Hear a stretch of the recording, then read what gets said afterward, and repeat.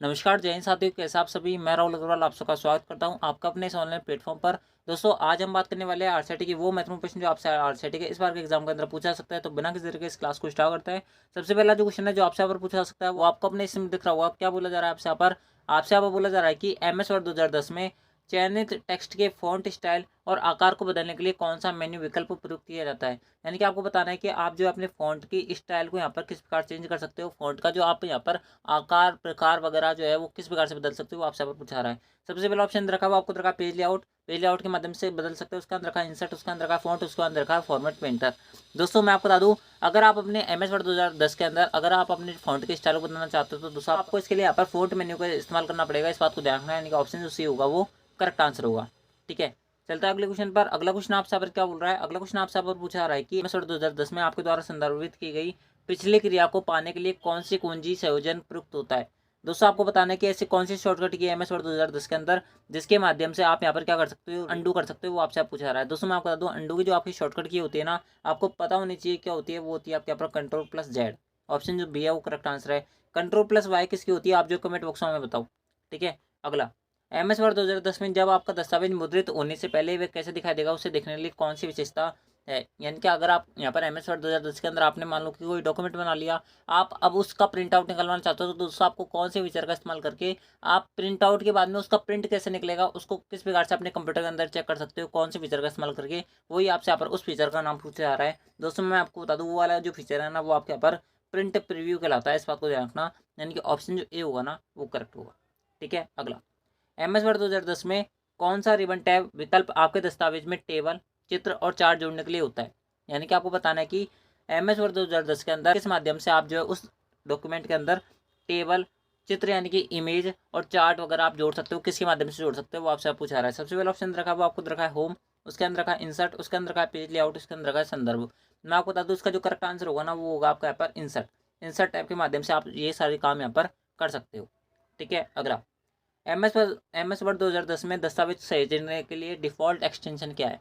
यानी कि आपको बताना है कि MS वर्ड 2010 का डिफ़ॉल्ट एक्सटेंशन क्या होता है। दोस्तों मैं आपको बता दूं MS वर्ड 2010 का और 2007 के जो यहाँ पर एक्सटेंशन होते हैं ना, इनके नाम के पीछे हमेशा क्या आता है, एक्स आता है। इस बात को ध्यान रखना, 2003 के नाम के पीछे नहीं आता।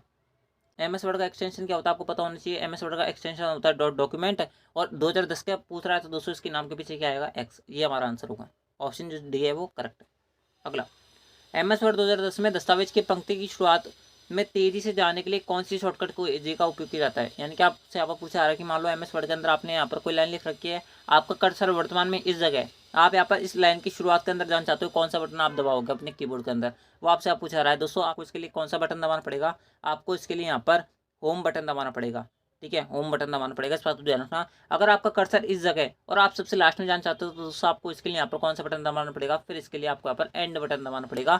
इस बात को भी आप यहाँ पर याद रखना, आपसे पूछा सकता है इस बार के एग्जाम के अंदर, स्टार मार्क वाला क्वेश्चन है। ठीक है, अगला MS वर्ड 2010 में चयनित टेक्स्ट के मध्य संरेखित करने के लिए कौन सी शॉर्टकट कुंजी का उपयोग किया जाता है।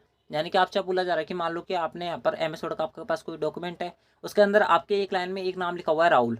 क्या लिखा हुआ है, राहुल। आप कोई भी नाम लिख सकते हो, मैं अपना खुद के नाम के हिसाब से बता रहा हूँ। मान लो आपका लाइन में लिखा हुआ है राहुल, आप इसे पूरे डॉक्यूमेंट के सेंटर में लाना चाहते हो तो किस प्रकार से लाओगे, उस लाइन के सेंटर में लाना चाहते हो तो किस प्रकार से लाओगे, आपसे पूछा रहा है। दोस्तों आपको इसके लिए यहाँ पर Ctrl+E दबाना पड़ेगा। इस बात को ध्यान रखना, सेंटर की शॉर्टकट कुंजी होती है, इस बात को ध्यान रखना। ऑप्शन जो बी होगा ना वो करेक्ट आंसर होगा। Ctrl+C मत कर देना, इसके माध्यम से तो हम क्या करते हैं, कॉपी करते हैं। अगला एक्सेल 2010 में नंबर्स के एक रेंज में सबसे अधिक वैल्यूज़ को खोजने के लिए कौन सा फंक्शन प्रयोग किया जाता है। मान लो कि MS यानी कि आपसे यहाँ पर क्या बोल रहा है, आपसे आप बोल रहा है कि मान लो कि MS एक्सेल के अंदर आपके पास नंबर्स की रेंज है। मैं सारे क्वेश्चन समझाने का ट्राई कर रहा हूँ ताकि आपको कोई भी चीज़ रटनी ना पड़े। तो दोस्तों अगर आपको ये वीडियो पसंद आ रही है तो इस वीडियो को लाइक जो करें, चैनल को सब्सक्राइब जो करें। सबसे पहले आपको आंसर की इसी चैनल पर देखने को मिलेगी, इस बात की मेरी गारंटी है। ठीक है दोस्तों, मैं आपको बता दूँ इस क्वेश्चन अंदर क्या बोला जा रहा है आपसे यहाँ पर। इस क्वेश्चन अंदर आपसे यहाँ पर बोला जा रहा है कि मान लो MS एक्सेल की आपके पास क्या है, कुछ शीट है, इसके अंदर आपके पास बहुत सारे नंबर खुले हुए हैं। जैसे आपने बहुत सारे नंबर लिख रखे हैं, 2 3 5 10 15 20 50 हज़ार, जो भी लिख रखा है। उसके अंदर से आप सबसे बड़ा नंबर ढूंढना चाहते हो तो दोस्तों आपको यहाँ पर कौन सी फंक्शन का इस्तेमाल करना पड़ेगा वो आपसे पूछा रहा है। दोस्तों आपको इसके लिए यहाँ पर कौन सा फंक्शन का इस्तेमाल करना पड़ेगा, आपको इसके लिए यहाँ पर मैक्सिमम वाले फंक्शन का इस्तेमाल करना पड़ेगा। यानी कि ऑप्शन जो सी करेक्ट आंसर है। मिनिमम वाले फंक्शन का हम इस्तेमाल जब करते हैं जब जाके हमें सबसे छोटी वैल्यू चाहिए हो। ठीक है, ऑप्शन जो सी होगा वो करेक्ट आंसर होगा। अगला एक्सेल 2010 में वी लुकअप फंक्शन क्या करता है। वी लुकअप का क्या काम होता है वो आपसे पूछा रहा है। दोस्तों मैं आपको बता दूँ वीलुकअप फंक्शन कुछ नहीं होता है, एक जो आपकी सारणी होती है, जो टेबल होती है, उसके अंदर से वैल्यू खोज के लाता है। क्या लाता है? एक वैल्यू को खोज के लाता है, और उस पंक्ति के अंदर जो उस वैल्यू है ना, जहाँ पर वो शो हो रही है, उसको वहाँ पर क्या कर देता है, संदर्भित कर देता है कि हाँ भाई पूरे टेबल के अंदर इस जगह ये वैल्यू है तुम्हारी, तुम इसे खोज रहे थे। इस प्रकार से काम करता है, बस इसका ये काम होता है। सबसे पहला ऑप्शन रखा है वो आपको रखा है, एक रेंज में विशिष्ट शर्त को पूरा करने के लिए सेल्स की गणना करता है। नहीं, सेल्स की संख्या की गणना नहीं करता है, इस बात को ध्यान रखना। अगला, एक सारणी में पहले कॉलम की वैल्यू को खोज करता है और उसी पंक्ति में संबंधित वैल्यू को लौटाता है। बिल्कुल, ऑप्शन जो बी है वो करेक्ट आंसर है। ठीक है, अगला, एक्सेल 2010 में डेटा मान्यता सुविधा का क्या उद्देश्य है? आपको बताना है कि डेटा मान्यता सुविधा क्यों दी जाती है, वो आपसे पूछा रहा है। सबसे पहला ऑप्शन रखा है वो आपको रखा है चार्ट और ग्राफ बनाने के लिए, उसके अंदर रखा है वर्कशीट को पासवर्ड सुरक्षित करने के लिए, उसके अंदर रखा है सेल में एंटर किए जाने वाले डेटा के प्रकार को प्रतिबंधित करने के लिए, उसके अंदर रखा है डेटा को बढ़ते या घटते क्रम में व्यवस्थित करने के लिए। दोस्तों डेटा को असेंडिंग और डिसेंडिंग यानी कि आरोही और अवरोही क्रम में अगर हम यहाँ पर अरेंज करना चाहते हैं, तो दोस्तों हम यहाँ पर डेटा मान्यता का इस्तेमाल नहीं करते। ऑप्शन डी इनकरेक्ट है। ऑप्शन ए इनकरेक्ट है, चार्ट और ग्राफ बनाने के लिए हम इंसर्ट टाइप का इस्तेमाल करते हैं, ये भी आंसर नहीं होगा। एक वर्कशीट में पासवर्ड से सुरक्षित करने के लिए हम यहाँ पर सिक्योरिटी वाले फीचर का इस्तेमाल करता है, तो ये भी नहीं होगा। बच्चा कौन सा ऑप्शन? ऑप्शन सी, ये करेक्ट है। ठीक है, इस प्रकार से आपको आंसर लगाना होता है। अगला, एक्सेल 2010 में विशिष्ट मानों को पूरा करने के लिए एक रेंज में कितनी सेल की संख्या करने के लिए किस फंक्शन का इस्तेमाल किया जाता है? दोस्तों अगर एक्सेल 2010 के अंदर अगर आपको यहाँ पर एक रेंज में कितनी सेलों की संख्या है उसकी गणना करने के लिए आपको यहाँ पर कौन सी फीचर का इस्तेमाल करना पड़ेगा, वो आपसे पूछा रहा है। सबसे पहला ऑप्शन रखा है वो आपको रखा है काउंट, उसके अंदर रखा है सम, उसके अंदर रखा है एवरेज, उसके बाद रखा होगा आपको यहाँ पर काउंटिव। तो दोस्तों मैं आपको बता दूँ उसका जो करेक्ट आंसर होगा ना, वो होगा आपका यहाँ पर काउंटिव। इस फंक्शन का इस्तेमाल करना पड़ेगा, रटना पड़ेगा ये क्वेश्चन, इसका कोई शॉर्टकट नहीं है। ठीक है, अगला, एक्सेल 2010 में एक वर्कशीट की डिफ़ॉल्ट ओरिएंटेशन क्या होती है? एक्सेल 2010 के अंदर जो आप यहाँ पर जैसे आपने एक्सेल 2010 खोला, उसके अंदर जो सबसे पहले जो शीट खुलेगी आपके सामने, जो वर्कबुक खुलेगी, उसकी यहाँ पर डिफ़ॉल्ट ओरिएंटेशन क्या होती है, यानी कि पोर्ट्रेट होती है, लैंडस्केप होती है, वो आपसे पूछा रहा है। दोस्तों मैं आपको बता दूँ स्क्वायर तो होती नहीं है, वर्टिकल भी नहीं होती, लेकिन दोस्तों उसका जो करेक्ट आंसर होगा वो होगा यहाँ पर पोर्ट्रेट। पोर्ट्रेट जो होती है ना, वो यहाँ पर उसकी डिफ़ॉल्ट ओरिएंटेशन होती है, इस बात को आप यहाँ पर याद रखना। अगला, पावरपॉइंट 2010 में स्लाइड शो को प्रथम स्लाइड से शुरू करने के लिए कौन सी शॉर्टकट की दबानी पड़ती है? दोस्तों हमेशा ध्यान रखना, मान लो कि आपके पास 5 स्लाइड है, आप चाहते हो कि आपकी जो प्रेजेंटेशन है वो पहले स्लाइड से स्टार्ट हो, तो दोस्तों आपको इसके लिए यहाँ पर F5 की दबानी पड़ती है। और अगर आप यहाँ पर चाहते हो कि मान लो कि आप वर्तमान में तीसरी स्लाइड पे हो, 5 स्लाइड के अंदर से, यानी कि 5 स्लाइड आपके पास प्रेजेंट के अंदर उपलब्ध है, उसके अंदर से आप तीसरी स्लाइड के अंदर हो प्रेजेंट के अंदर, तो दोस्तों आप अगर चाहते हो कि केवल और केवल तीसरी प्रेजेंटेशन का आपका यहाँ पर क्या हो, प्रेजेंटेशन शो हो, तो दोस्तों इसके लिए आपको यहाँ पर Shift+F5 दबाना पड़ता है, इस बात को ध्यान रखना। लेकिन दोस्तों आपसे क्वेश्चन बोल रहा है प्रथम स्लाइड से, तो दोस्तों प्रथम स्लाइड से आपको यहाँ पर Ctrl+F5 की दबानी पड़ती है, इस बात को, सॉरी यहाँ पर F5 की दबानी पड़ती है, इस बात को ध्यान रखना। अगला, पावरपॉइंट 2010 में किस रिबन टैब का उपयोग कर स्लाइड की पृष्ठभूमि का स्वरूप बदलने के लिए किया जाता है? ठीक है, आपसे आप पूछा रहा है। सबसे पहला ऑप्शन रखा वो आपको रखा है होम, उसके अंदर रखा है डिजाइन, उसके अंदर रखा है एनिमेशन, उसके अंदर रखा है फॉर्मेट। मैं आपको बता दूँ पृष्ठभूमि यानी कि बैकग्राउंड का अगर आपको यहाँ पर कलर बदलना है ना, तो दोस्तों आपको इसके लिए डिजाइन टैब के अंदर जाना पड़ेगा, इस बात को ध्यान रखना। ऑप्शन जो बी है वो करेक्ट आंसर है। अगला, पावरपॉइंट 2010 में स्लाइड शो टैब का क्या उद्देश्य है? स्लाइड शो टैब का क्या उद्देश्य होगा? ये उद्देश्य होगा कि जो आपने प्रेजेंटेशन बनाई है उसको प्ले कर सके आप, इसलिए इसका इस्तेमाल किया जाता है। तो आपको यहाँ पर सबसे पहला ऑप्शन रखा है वो आपको रखा है प्रेजेंटेशन के हैंड आउट को प्रिंट करने के लिए। नहीं, प्रिंट करने के लिए हम इसका इस्तेमाल नहीं करते। एक नया स्लाइड बनाने के लिए आप बोलोगे नहीं करते। उसके अंदर का प्रेजेंटेशन को सहेजने के लिए यानी कि सेव करने के लिए आप बोलोगे नहीं करते। तो बचा कौन सा ऑप्शन? ऑप्शन सी, प्रेजेंटेशन को दर्शकों के लिए सेट करने के लिए यानी कि प्रेजेंटेशन को यहाँ पर दिखाने के लिए हम इसका इस्तेमाल करते हैं। अगला, साइबर सुरक्षा के संदर्भ में फिशिंग शब्द का क्या अर्थ होता है? इनके फिशिंग शब्द किससे रिलेटेड है वो आपसे पूछा रहा है। दोस्तों मैं आपको बता दूं फिशिंग एक अटैक होता है जिसके अंदर आपसे यहाँ पर व्यक्तिगत आपकी जो यहाँ पर जानकारी होती है वो सामने वाले द्वारा आपसे यहाँ पर ली जाती है। उसके बाद में आपकी व्यक्तिगत जानकारी लेकर वो आपको यहाँ पर क्या करता है, ब्लैकमेल करता है। इस प्रकार से ये अटैक काम करता है, इस बात को ध्यान रखना। सबसे पहला ऑप्शन रखा है वो आपको रखा है एक प्रकार का मेलिशियस सॉफ्टवेयर होता है। आप बोलोगे सॉफ्टवेयर तो होता नहीं है, अटैक होता है। तो सिस्टम, कंप्यूटर सिस्टम में अनाधिकृत पहुंच होती है, आप बोलोगे नहीं होती है। उसके अंदर का धोखाधड़ी, सेंसिटिव जानकारी के लिए ईमेल या संदेश व्यक्ति को भेजना, ये करेक्ट आंसर है। इस प्रकार का ये अटैक कहलाता है। ऑप्शन जो सी होगा वो करेक्ट होगा। अगला, भारत में निम्नलिखित किस एक्ट का उद्देश्य विशेष रूप से कंप्यूटर प्रोग्राम के अवैध प्रतियों को नियंत्रण और विनियमन को यहाँ पर नियमित करना है? आपसे पूछा रहा है, यानी कि आपसे आप बोला जा रहा है कि भारत का कौन सा कानून, इंडिया का कौन सा एक्ट ऐसा है जिसके माध्यम से आप यहाँ पर अपनी ऑनलाइन वीडियो वगैरह देखते हो ना, उनके ऊपर आपने देखा होगा कि कभी कभार कॉपीराइट आ जाता है। क्या आ जाता है? कॉपीराइट आ जाता है। तो दोस्तों आपसे आप पूछा जा रहा है कि आप कंप्यूटर से रिलेटेड यहाँ पर जितनी भी वीडियोज होती है, जितनी भी आपकी प्रतियाँ वगैरह होती है, इस पर जो नियंत्रित करता है वो कौन सा कानून करता है, वो आपसे पूछा रहा है इंडिया के अंदर। आपको यहाँ पर सबसे पहला ऑप्शन रखा हुआ आपको रखा है इंडियन पिनल कोड, यानी कि भारतीय दंड संहिता। नहीं, इसमें तो हम जो अपराध वगैरह करते हैं ना उसकी यहाँ पर क्या मिलती है, सजा मिलती है। अगला, ऑप्शन बी, ऑप्शन जो बी होगा ना करेक्ट आंसर होगा, भारतीय कॉपीराइट अधिनियम 1957 के तहत इस पर क्या की जाती है, कार्रवाई की जाती है, इस बात को ध्यान रखना। अगला, विंडोज़ ऑपरेटिंग सिस्टम में सिस्टम रिस्टोर पॉइंट क्यों बनाए जाते हैं? दोस्तों नाम से पता नहीं चल रहा, क्या पता चल रहा है सिस्टम रिस्टोर पॉइंट, कि अगर हमारा कभी कंप्यूटर खराब हो जाए, कोई समस्या आ जाए कंप्यूटर के अंदर, वापस पहले जैसे कंप्यूटर था उसको वापस ले सके, पहले जैसे कंप्यूटर था उसको वापस ऐसा कर सके, इसलिए हम इसका इस्तेमाल करते हैं। तो आपको यहाँ पर सबसे पहला ऑप्शन रखा है, वो आपको रखा है आपके सभी फाइल है फोल्डर को बैकअप बनाने के लिए। आप बोलोगे नहीं, इसके लिए तो हम यहाँ पर हार्ड डिस्क ड्राइव वगैरह का इस्तेमाल करते थे, तो हम इसका इस्तेमाल नहीं करते। आपको यहाँ पर सब ऑप्शन भी दे रखा है, वो आपको याद रखा है, वो आपको रखा है सिस्टम की पिछले स्थिति में वापस ले जाए अगर समस्या त्रुटि होती है, बिल्कुल ठीक है। सिस्टम को यहाँ पर वापस ले जाने के लिए हम इसका इस्तेमाल करते हैं। अगला, एक्सेल 2010 में find and replace dialog box को खोलने के लिए कौन सी शॉर्टकट की का इस्तेमाल किया जाता है? आपको बताना है कि फाइंड एंड रिप्लेस की शॉर्टकट की क्या होती है। दोस्तों मैं आपको बता दूँ, फाइंड एंड रिप्लेस की जो शॉर्टकट की होती है ना, वो होती है आपके यहाँ पर Ctrl+H, इस बात को ध्यान रखना। Ctrl+F नहीं होती, Ctrl+R भी नहीं होती, इसके बाद में Ctrl+H जो होगा ना करेक्ट आंसर होगा। ऑप्शन जो सी है करेक्ट आंसर है। अगला, एक्सेल वर्कबुक में नई वर्कशीट डालने के लिए कौन सी शॉर्टकट की का उपयोग किया जाता है? तो मैं आपको बता दूँ, अगर आप यहाँ पर एक्सेल वर्कबुक के अंदर नई वर्कशीट डालना चाहते हो तो दोस्तों आपको यहाँ पर Shift+F11 शॉर्टकट की का यहाँ पर क्या करना पड़ता है, इस्तेमाल करना पड़ता है, इस बात को ध्यान रखना। दोस्तों आपको यहाँ पर सबसे पहला ऑप्शन रखा है, वो आपको रखा है मेरे सामने, यहाँ पर ऑप्शन सारी गलत है, ऑप्शन नहीं वाला करेक्ट होगा, इस बात को ध्यान रखना। अगला, एक्सेल 2010 में एक चयनित रेंज के लिए ऑटो सम करने के लिए कौन सी शॉर्टकट की का उपयोग किया जाता है? दोस्तों चयनित रेंज के लिए ऑटो सम करने के लिए शॉर्टकट की का इस्तेमाल किया जाता है ना, वो आपके यहाँ पर Alt+Equal का किया जाता है, इस बात को ध्यान रखना। ऑप्शन जो सी होगा करेक्ट आंसर होगा। जितनी भी शॉर्टकट की डायरेक्ट याद रखनी पड़ेगी, इसका कोई इलाज नहीं है। अगला, कौन सा प्रिंटर डेटा या छवियों को कागज की सतह पर तेजी गति से स्याही की छोटी छोटी बूंद छिड़ककर प्रिंट करता है? यानी कि आपको बताना है कि ऐसा कौन सा प्रिंटर प्रकार होता है जिसके अंदर जो आपकी स्याही वगैरह नहीं होती, इंक जो होती है, उसको छोटे छोटे बिंदुओं के रूप में छिड़ककर उसको प्रिंट करता है आपके डेटा को। वो कौन सा प्रिंटर का प्रकार होता है, वो आपसे पूछा रहा है कौन सा प्रिंटर होता है। दोस्तों मैं आपको बता दूँ, वो जो प्रिंटर होता है ना, वो आपका पर इंकजेट प्रिंटर कहलाता है, ठीक है। आपको यहाँ पर एक क्वेश्चन याद रखना पड़ेगा, ऑप्शन जो ए करेक्ट आंसर है। अगला, माइक्रोसॉफ्ट पावरपॉइंट 2010 के एनिमेशन टैब निम्नलिखित नियंत्रण समूह में है। आपको बताना है कि माइक्रोसॉफ्ट पावरपॉइंट 2010 के अंदर कौन कौन सा जो फीचर है, कौन कौन से बटन जो है वो आपको यहाँ पर देखने को मिल जाते हैं, वो आपसे पूछा रहा है। सबसे पहला ऑप्शन रखा है, वो आपको रखा है प्रीव्यू, आप बोलोगे मिल जाता है। एनिमेशन ये तो मिलेगा ही पावरपॉइंट के अंदर।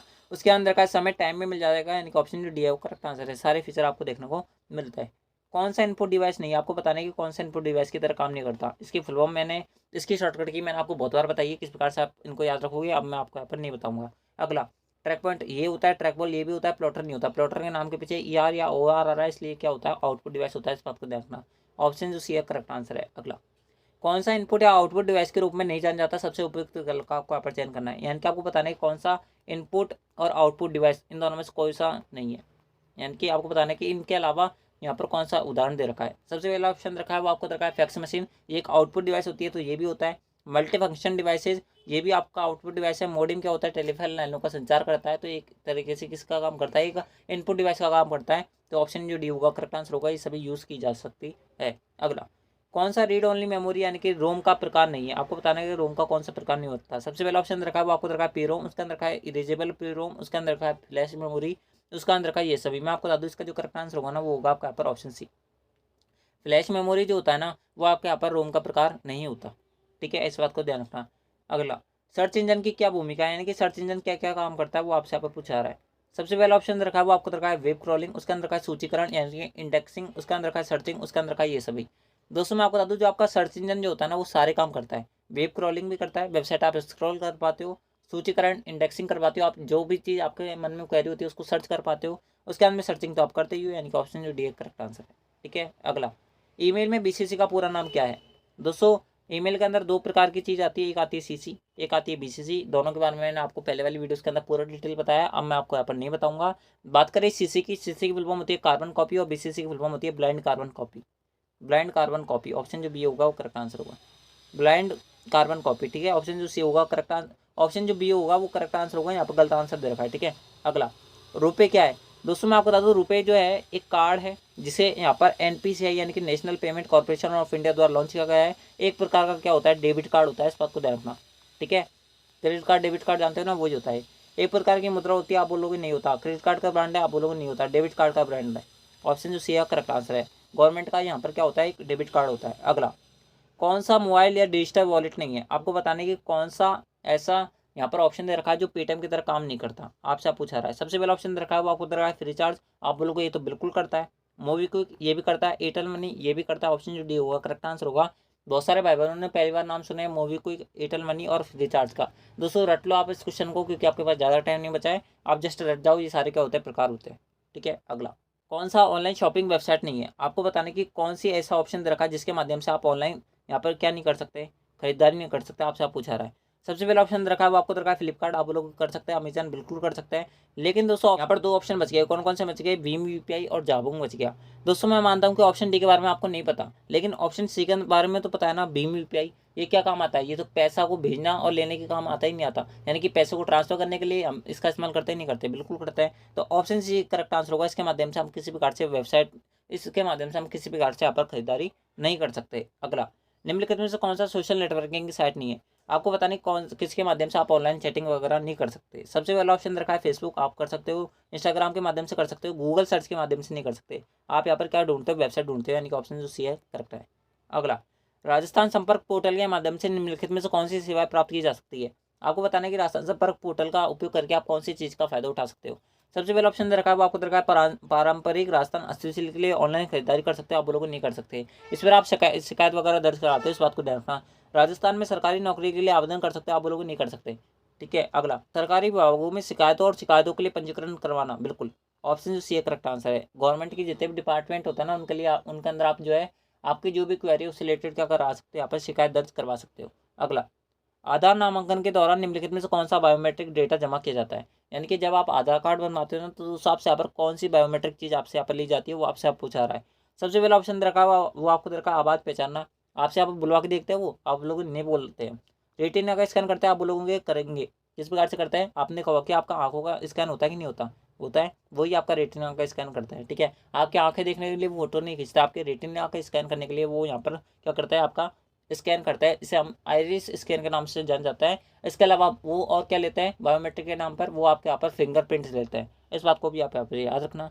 ठीक है दोस्तों, मैं आपको 35वां क्वेश्चन बताऊँ इससे पहले आप जो इस वीडियो को लाइक जो करें, चैनल को सब्सक्राइब जो करें, थोड़ा सा हमें भी मोटिवेशन दे। एंड दोस्तों के साथ में आपको अपनी आंसर की सबसे पहले हमारे इसी चैनल पर देखने को मिलेगी, इस बात की भी मेरी गारंटी है। ठीक है, तो इसलिए आप चैनल को सब्सक्राइब जो करके रखें, सबसे पहले आपको आंसर की मिलेगी। अगला पैन कार्ड के लिए कहाँ पर आवेदन किया जाता है। दोस्तों मैं आपको बता दूं, पैन कार्ड से रिलेटेड आपसे कोई भी क्वेश्चन पूछ लिया जाए, अगर आपको ऑप्शन के अंदर NSDL दिख जाए, वही आपका आंसर होगा।